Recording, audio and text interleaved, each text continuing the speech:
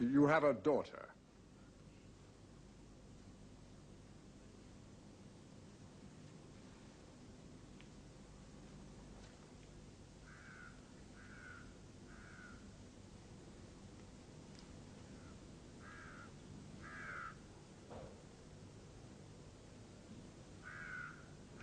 Ross? Hmm? Disappointed, Harry? It is up to you, though, Ross. Julia, it is. We must have a party. Party? For the christening, it's the custom. Who's to be there? Well, the family, of course. Your family? And yours. Together? Yes. Oh, no, Ross. 'Twould be disaster. Hardly that. Please, Ross. It's your fault and it's mine. They're nice enough by themselves, but touldn't do to mix them. Grouse don't go with pilchards. All right, all right. Then we shall have two parties. One for your people and another for mine. 'Tis only fair. For them as well as for us. Very well. Who shall we receive first? I think gentlefolk. As you wish. I will see to it. Ross, Now what is it? what about Elizabeth? What about her? Will she be coming then? Everyone shall be invited.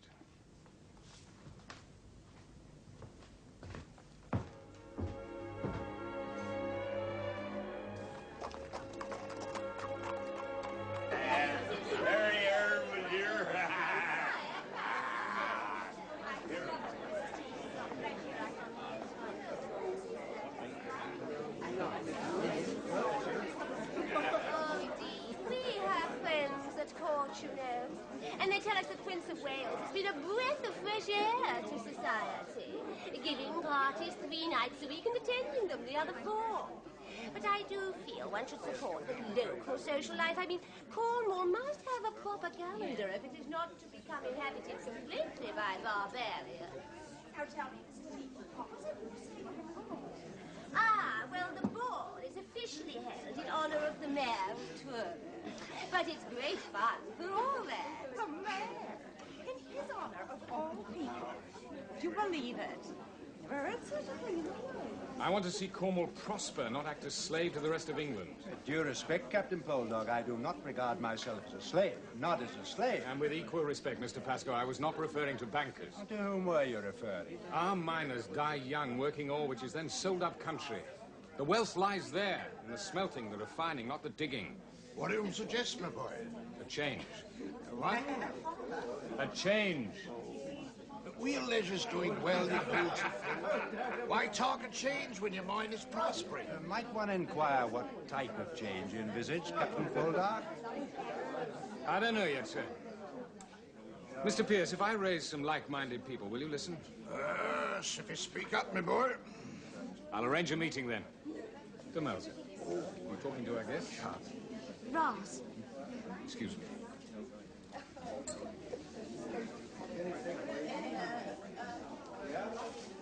Ross, don't leave me alone with these folk. Please, Ross. Circulate. These are our guests. Do not do to ignore them. It would just help if you taught me how to behave. I know nothing of their ways. What they do say don't mean a thing to me. You will learn. Have no fear. I'm already terrified. And where be the others? What others? You know what I mean. Francis and Elizabeth.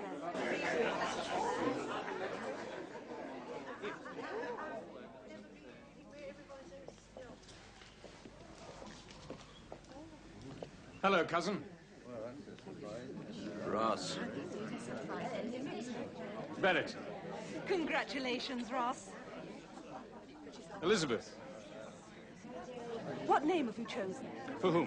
Why, the baby, of course. Oh, Julia. Julia. How pretty. Do you not think it a pretty name, Elizabeth? Indeed it is.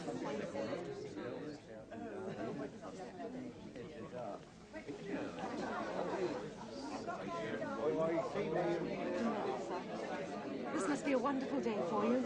Art is that? May I see the baby? Why, of course. She's through in the kitchen. We're going to see Julia. Would you like to come? Later. You've chosen my favorite name. I had a friend once called Julia. The times will grow worse before they improve. If they ever do improve. There have been riots in Bodmin.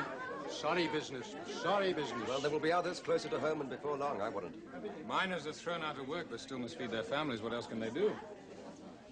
Copper is fickle. One day it is up, next day you cannot throw it away. It's the same for everyone. No, cousin, it is not the same. It has always been thus. In your father's time... How is it different for you, Francis? Well, inasmuch that the loads at Grambler have thinned to nothing.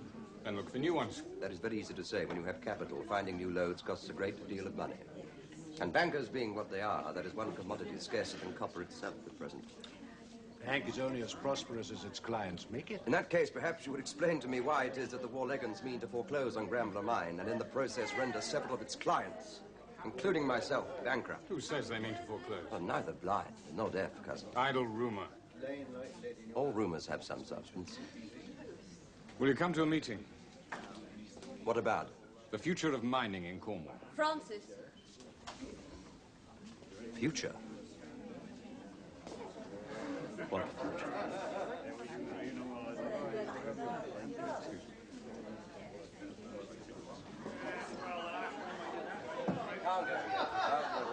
What purpose is served by remaining here? Should not have agreed to come at all.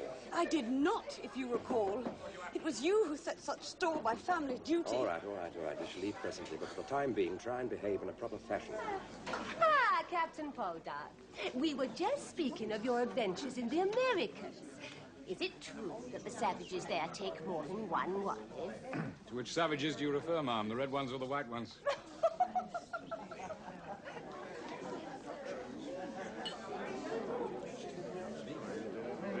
Ah, my niece has brought our house guest. Uncle. Good day, sir. This is Dr. Ennis. He's come directly from London. London, but back in Cornwall to stay, I hope. Captain Poldark, Dr. Ennis. Did I overhear you were from these parts? I was born and raised in Truro, Dr. Ennis is newly qualified. but as yet unemployed. I'm surprised you didn't find employment in London. Oh, I did not seek it there, sir. No? Well, you shall not make your fortune here. Nor did I come back to make my fortune, Captain. I have some knowledge of the lungs. I thought I might do something in that area. When I was young, I had men cough themselves into the cemetery. You wish to tend to miners? Yes, I do. It's true, they get scant attention at present. For the simple reason, as Dr. Choke will tell you, there's little money to be had there. No, Francis. My cousin, Francis Poldark. Dr. Ennis wants to work in these parts, Francis. Does he indeed? Among the miners. Digging for copper. I thought it might be possible to offer treatment. I'm sorry, forgive me, but you don't sound like a doctor. You must be new to the profession. Pay no attention to his mocking, Dr. Ennis. We have no surgeon yet for Wheal Leisure. Perhaps we could offer you a small retainer, if you don't mind. Why, sir, I should consider myself most fortunate. Oh, I do envy you, Demelza. Me? You envy me? You have a beautiful child and a loving husband. Well, t'ain't that good. Spirit it were, Ivy. Well, there's still problems. Which I'm sure you surmount. So what? Solve. Oh. One of me problems is talking to gentlefolk. Me tongue does stick at the top of my mouth. So did mine once. But you be a lady. You don't have no trouble talking rightly. Oh, I could talk rightly, Demelza, but I rarely knew what to say. We must go. Thank you for the invitation. I was pleased you could come. I do mind when I first saw you. And I you. You with that handsome Captain Blaney. Do you still think about him? I don't consider it worthwhile to dwell on the past. Not with a past like mine, but with yours. You loved him, didn't you? Demelza, it is difficult for me to speak of Captain Blaney. But why? Oh, I don't know of all that trouble and all that. It wasn't his fault. Well, was it? Please don't talk of it. The money will be a pittance with a small mine. Yes, I realize that. There is a lodge vacant on the Nampara estate. We could waive the rent a while. Come and see me. Very well, I shall. I was taught to get things out in the open, not bottle them up inside. It's less hurtful that way. Alas, I was taught differently. You're still fond of Captain Blaney, it isn't true, isn't it?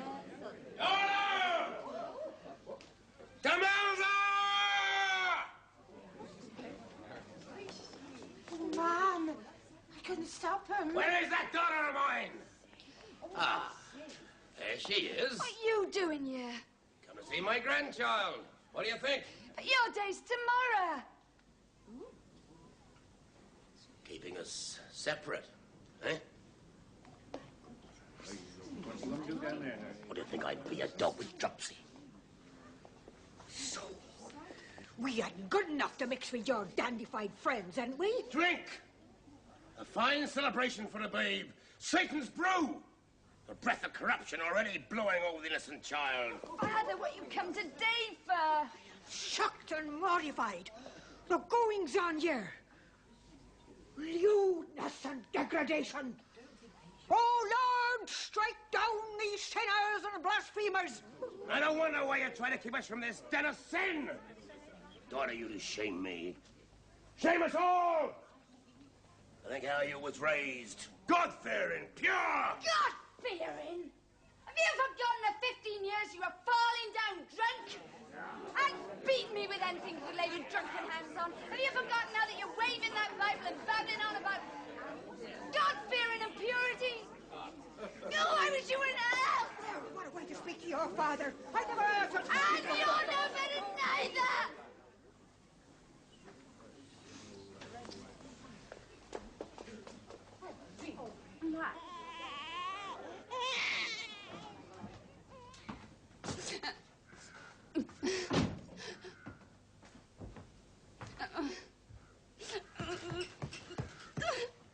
They've all gone.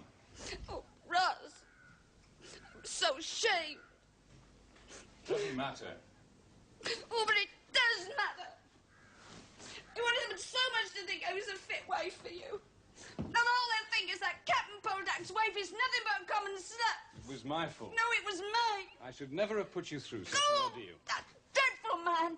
I could kill him. He'd come on the wrong day on purpose. I know he did. Melzer, it doesn't matter. Talking like that. It doesn't matter. Insulting all our It does not matter. I don't like you.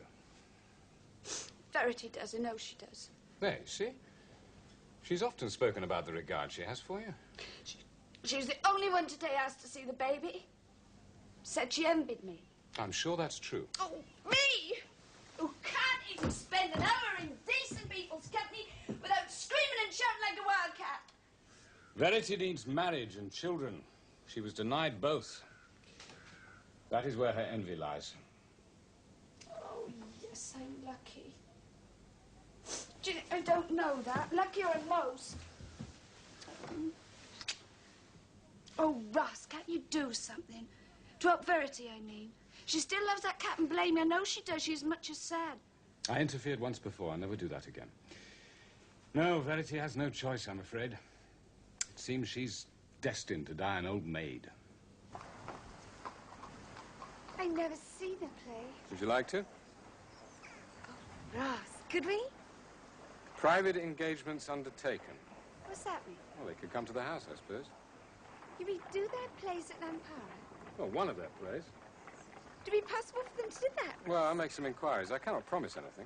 Oh, we could invite the villagers come and see our play. If you'd like that. Well, I must hurry. Meet me at Pierce's office at noon. We'll ride home together. All right, Ross. Bye.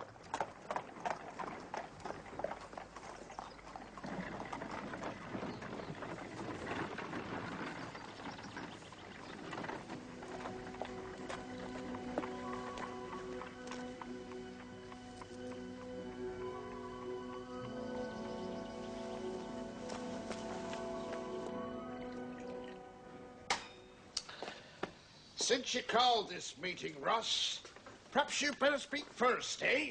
Very well. Speak first, but speak up, eh, boy?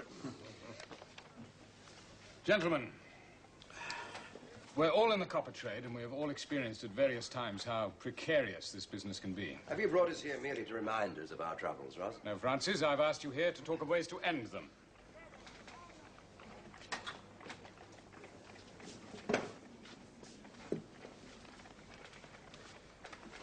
The reason why the Cornish copper industry is sick is plain to see. It has escaped my notice. No, the real profit is not in the mining of the copper, but in the smelting and the refining. And at present, the men who enjoy it are in Bristol or Wales, not here. Has your suggestion something to do with building our own smelting works? Yes. What? Here in Cornwall? Have you any idea how much it would cost? Gentlemen, we're Have you wasting brought our us here time. just to listen to this nonsense, Captain? We've all been mad for years to act as bondsmen to the merchants. Have we had any choice? Have we ever tried to make one? A smelting works in Cornwall is hardly an original idea. I've heard it mooted several times. And I, but the cost has always been reckoned too high. And I say not so. Well, the bankers have always discouraged the notion. Indeed, Mr. Blewett. Let us be a little more specific.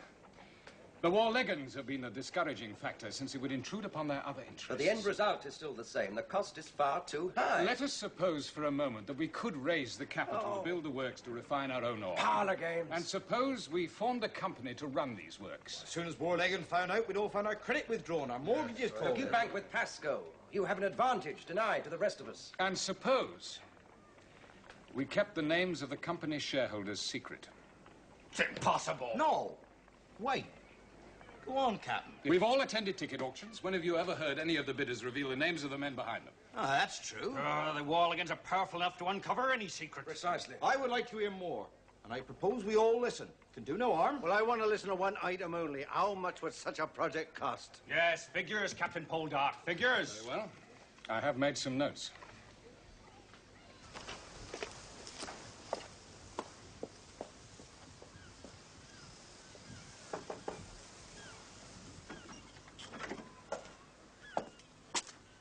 Captain Blavey, Yes? you don't remember me. Forgive me, madam. I'm Demelza Poldark. Poldark? A name I certainly know. Madam, I be wed to Captain Ross Poldark. did you say Demelza? Aye, the same Demelza that scrubbed the floors and cleaned the chimneys. Please, come in. Come in.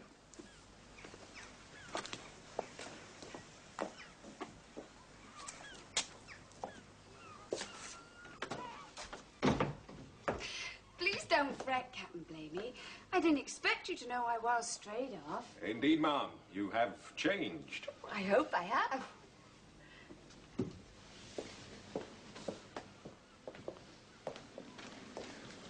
Married to Captain Poldark, you say?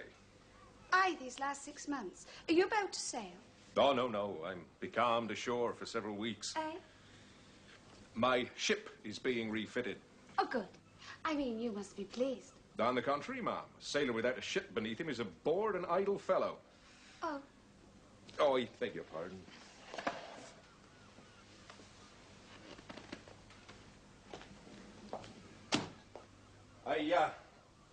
I trust that everything is well with your family. Well enough, I reckon. I have a fond regard for Captain Cole. For your husband. He was both kind and generous to me when I needed a friend. He's a good man. I wish that my memories of the other Poldarks were as happy. No matter. That was some time ago now. Captain Blaney, Ma'am? would you be willing to see Miss Verity again? She's that unhappy and she still thinks so fondly of you. Now, please don't be angry. Someone had to tell you. Does she know you've come here? No, of course she don't. Then why have you? What right do you have to meddle in my private affairs? Verity's been very good to me. She treats me well like a real friend. I don't want to see her unhappy for the rest of her days. Next Wednesday, we're coming into town together. Now, we could be at the calico shop in the High Street at about 11. You could, by chance, just happen to come in. Captain Blamey... Ma'am, please.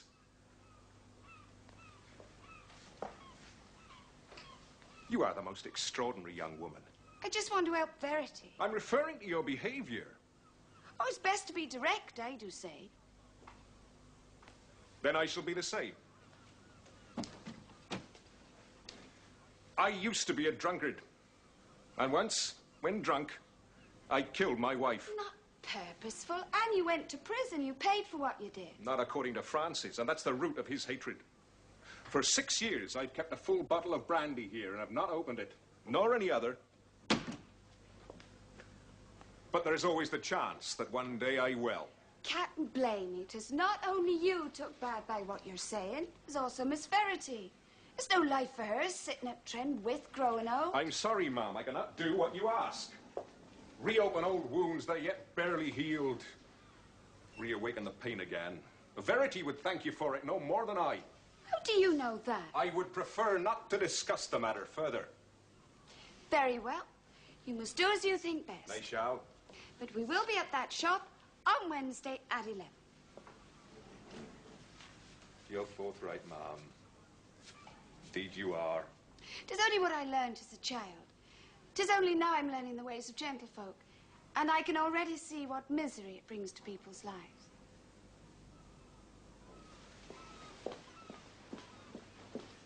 The sum to be shared among us and others we think can be trusted. Who? I have in mind Sir John Trelawney, Lord Devereux, men of means who I know are sympathetic to the notion. Well, that's a deal of money to find. If we did find the money, would you lead the company, Captain? Yes. Well, whether you raised the money or no is immaterial. I have not the means to fight the Warlegans, and I'm frank enough to admit it. But I wish you well. Good day. Francis, please stay. I'm inclined to agree. And I. At the most, I could find no more than £1,000.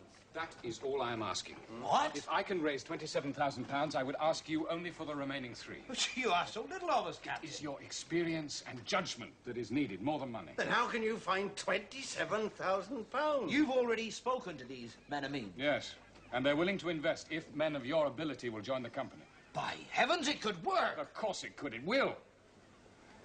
Now, gentlemen, do I have your hands? Aye, you have mine. Mr. Tonkin? On the terms you state.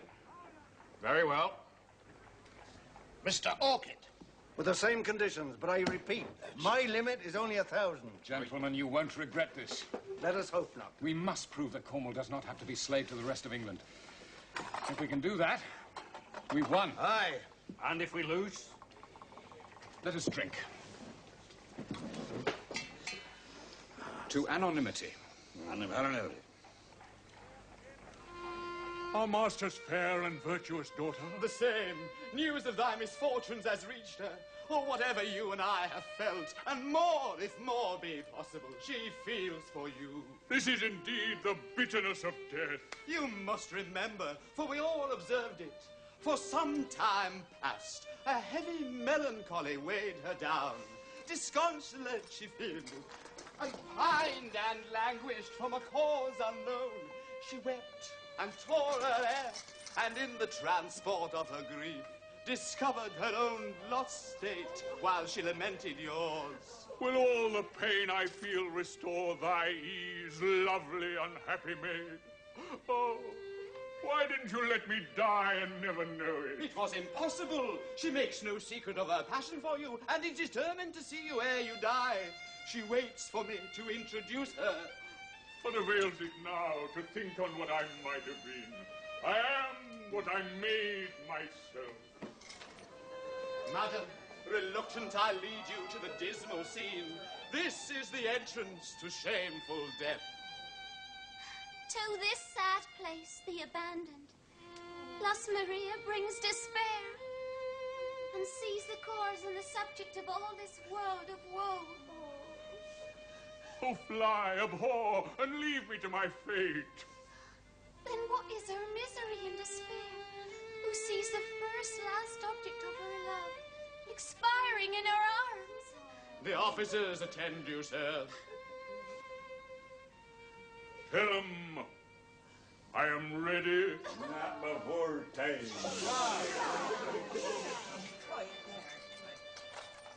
Would you, Right Excellence, permit me the honor of a chaste embrace? The last happiness this world could give were mine. Exalted goodness, oh, turn your eyes from earth and me to heaven, where virtue like yours is ever heard. Pray for the peace of my departing soul.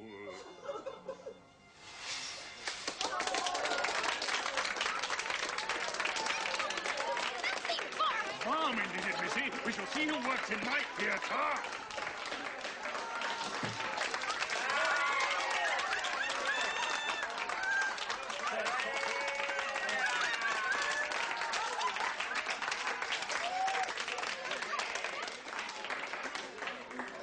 Oh, too lovely. It was so sad. Aye, it fair tore at your heart.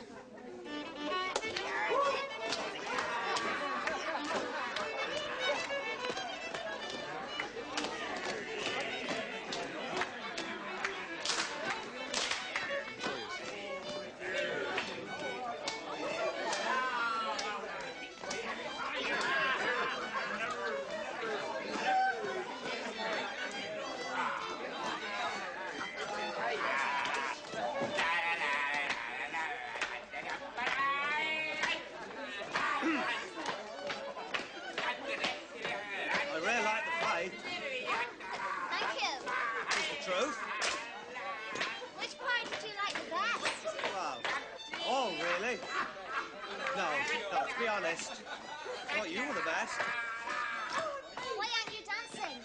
Don't know how. Oh, get away with you. Anyone can dance. I'll show you.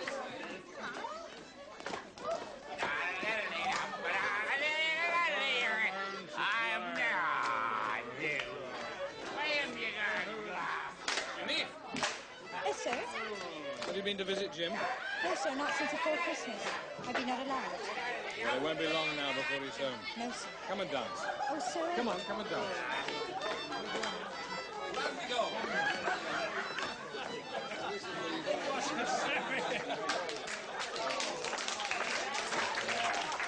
That Ginny's better than he.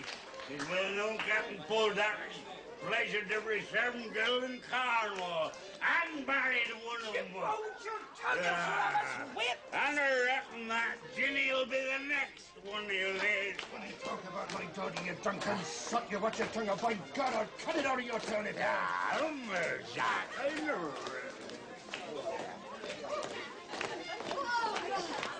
Enjoying yourself? Yeah. Good. Thank you for tonight. It's about time this old house heard some merriment. Let's start.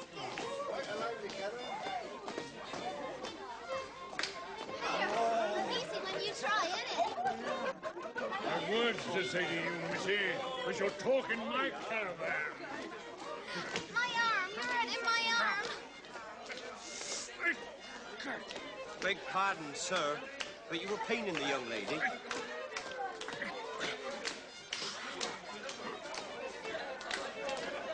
Mr. Prefect, waiting on you. Thank you. My name is Karen. Oh? Well? Well, what? What's yours, or is it a secret? Oh, no, Mark. Mark Daniel. Mark Daniel. Wow. Hello. Mark Daniel.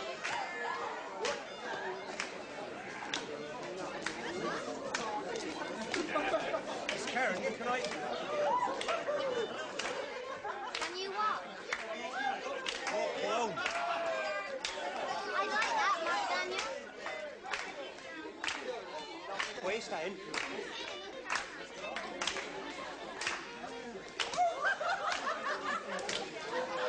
You must take heed with that wench.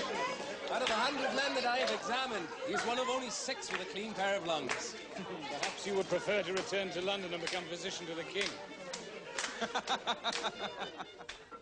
These linens are the very latest from France.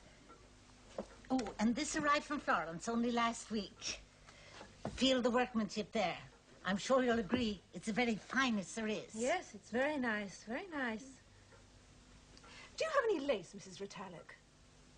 Lace? Let me see. Oh, yes, of course, it's in the back room. Would you excuse me for just one moment? I don't think there's anything I particularly care for. Do you, Demelza? Sorry? I think we should go along to the other shop. Oh, I have an errand to run. I'll meet you at the stables in an hour.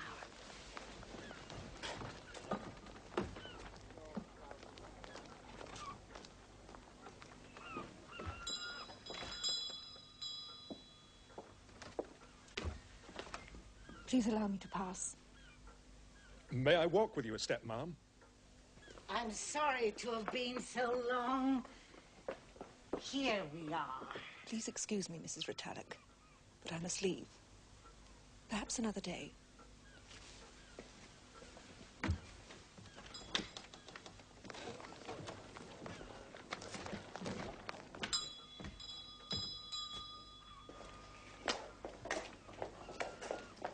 Miss Poldark!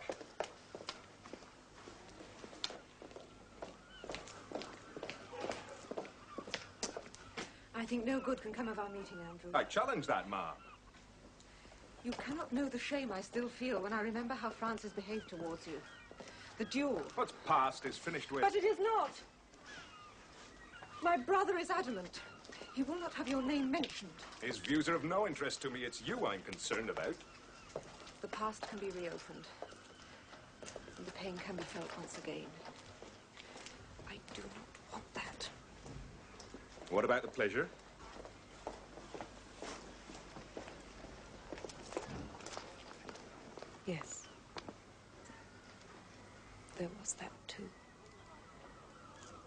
I remember only the happiness.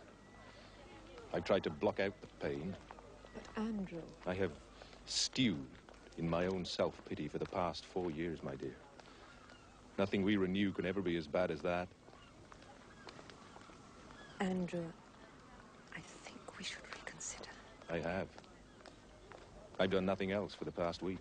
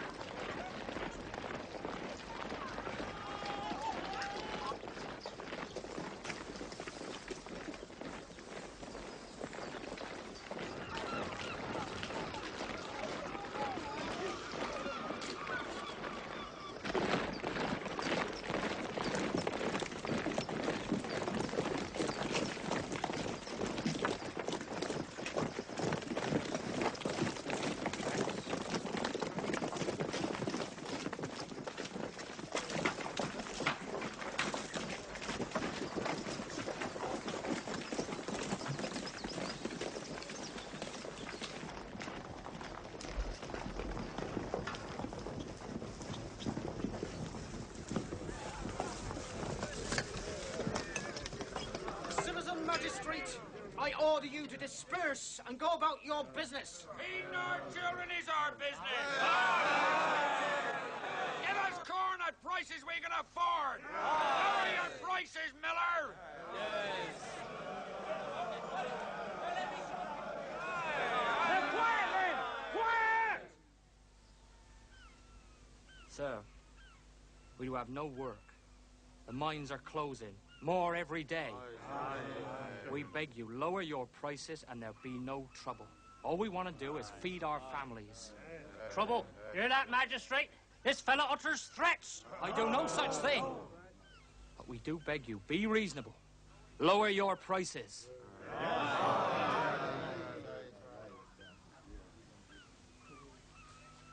The price remains at 15 shillings a bushel. Now for the last time, I warn you.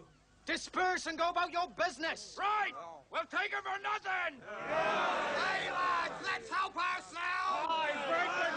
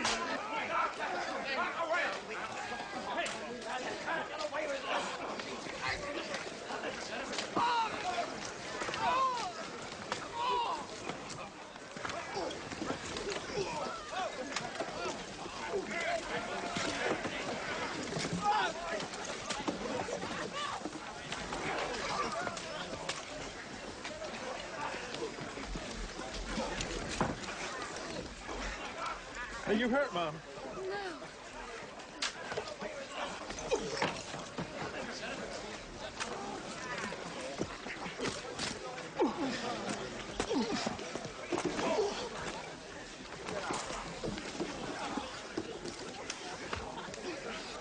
What happened to those poor men?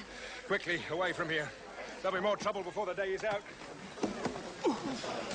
It wouldn't have been this fuss if he'd been a bit more generous. I'll take you both to your horses.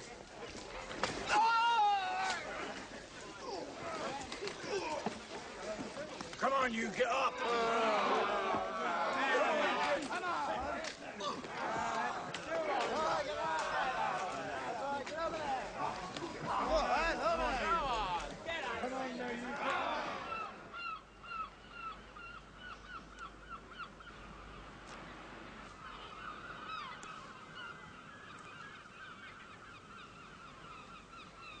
You got no kinfolk? Only my brother Paul. My father died last year. It's nice here. Aye, 'tis that. I wouldn't mind settling down here. Settle down.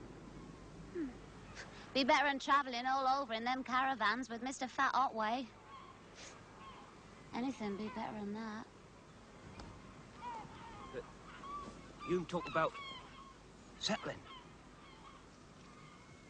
'Tis what I say and what I mean, Mark Daniel.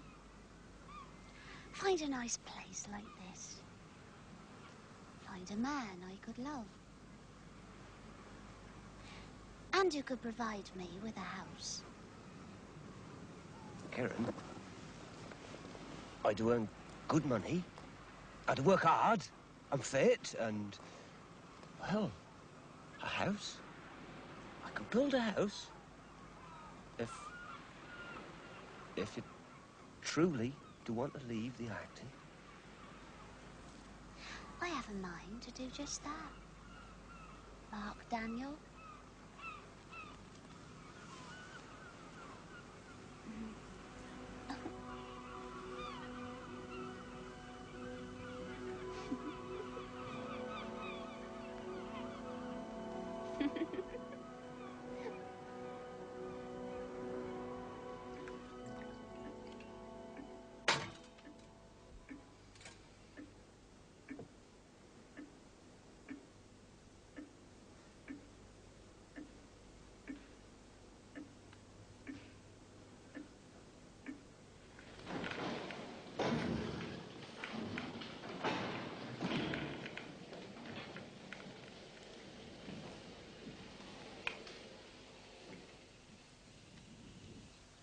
Gentlemen, the time is 12 noon. And as from this moment, Grambler Mine is closed. I'm afraid the times have beaten us. Perhaps one day it will be reopened and we'll all meet here again. Meanwhile, my cousin's mine is still in operation and has need of load workers.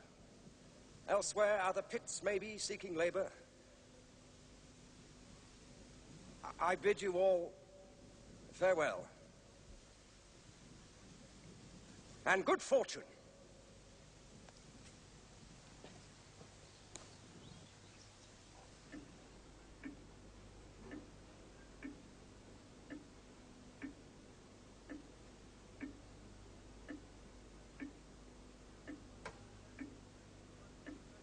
You want to work at wheel leisure? Mr. Francis said you had need of men, sir. Well, that's true, but you'd fare better up country. Yes, but it's not for me to go leaving Cornwall just now. Why not? Well, truth is, I'm set to be wed, Captain. To the actress? Karen, aye, that's right. Well, I'm very happy for you, Mark.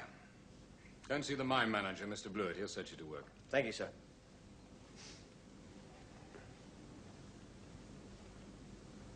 Was there something else? Well, you see, sir... Well, out with it, Mark.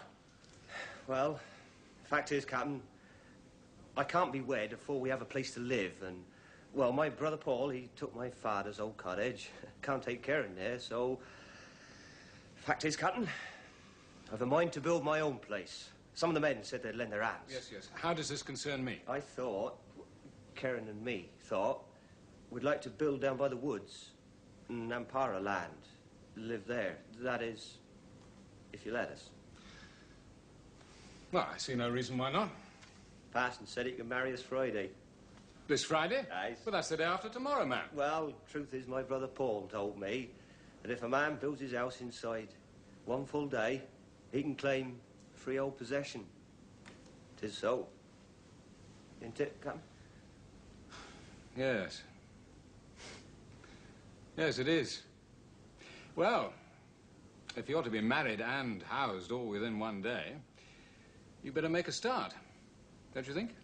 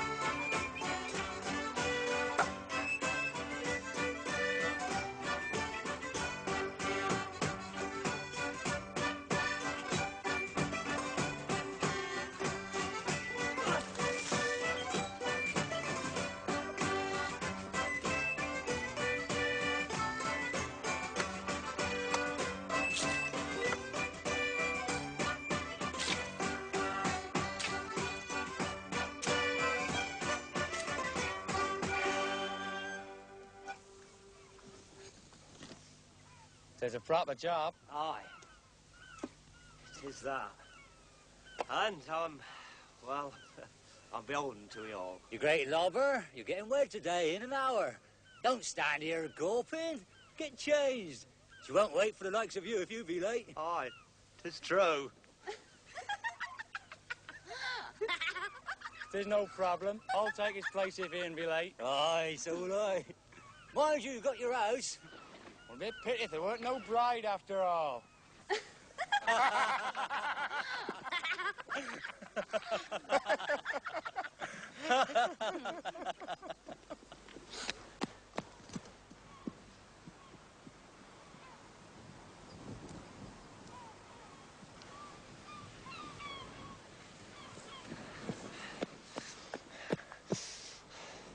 I was beginning to think you'd changed your mind. Sorry. Just finished building. Come on, then. Or the parson will have gone home. Come on.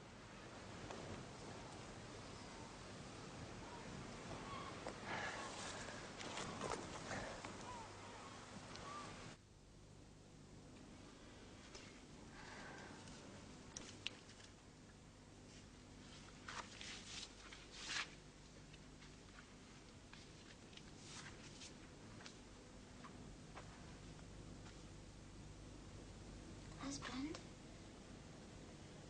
Mark, I'm ready.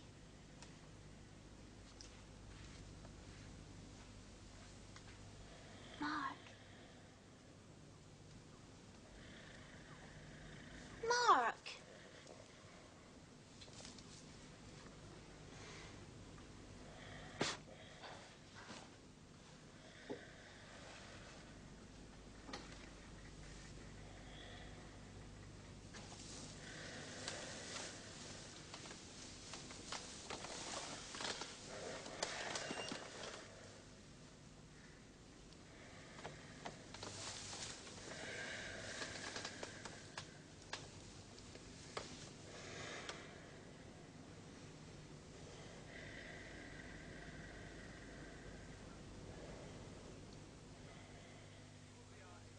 You will be our agent, Zaki. Yes, I do understand, Captain. Do you? No. No, I don't. I shall explain. The identity of our shareholders is secret, correct? Well, yes, sir, correct. But someone must enter our bids at the ticket auctions. That is the task of an agent. Me? Mm-hmm. Now, it's perfectly simple if you pay heed to my instructions. Hello, Zaki. Oh, morning, Mum. What are you doing with those? You've got more than enough clothes. These be old shawls and bonnets. I don't need all of them. I liked you in this. Oh, I had that since I was a child. Such an age ago. How are you taking them? Thought Karen Daniel might have use of them. Aye. Away with you then, Lady Bountiful. Bye, Zaki. Mum. Now, Zaki, take heed. Our first ticketing is next month. Well, how should I know what to spend? Don't worry. You'll be fully instructed. For me? Ross and me thought you might have use for him. I had a shawl like this once. It was given to me by such a nice man, an admirer, after I performed in a play. I do believe 'twas in London. If you have no use for it, I can always give him to Ginny Carter.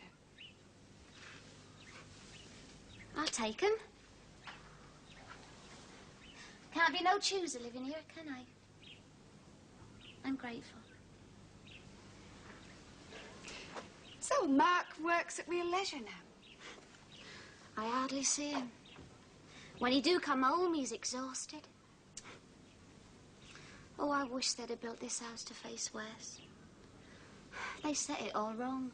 The sun never gets inside. It's always so cold. Like winter in here. And the dirt. Look how it collects. I don't wish you were back with Mr. Otway, do you? Suppose not. Oh! Oh!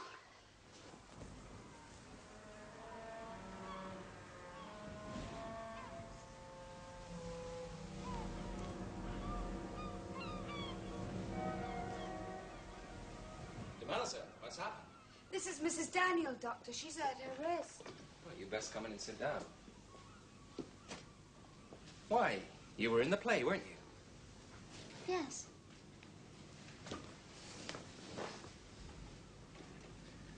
How did you do it? Oh, I was cleaning in the house. Oh, well, it hurts. Yes, I'm afraid it will hurt for some little while. What have I done? Well, you were fortunate in that your wrist is not broken. However, you do have a bad sprain. I leave you in good hands then, Karen. Bye, Doctor. Bye, Demoiselle. Well, you'll do no more housework for a while. Still, I expect you won't be broken-hearted to hear that, eh?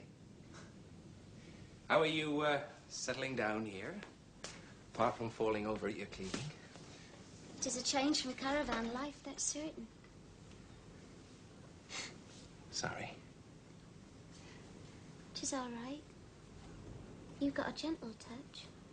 Banging miner's chests with my fist has made me forget the more delicate duties of medicine. Got such nice things here. Bits and pieces. All those books. Medical volumes. Extremely tedious. Still, I've never seen so many. They say you can tell a man by the things he owns. Do they?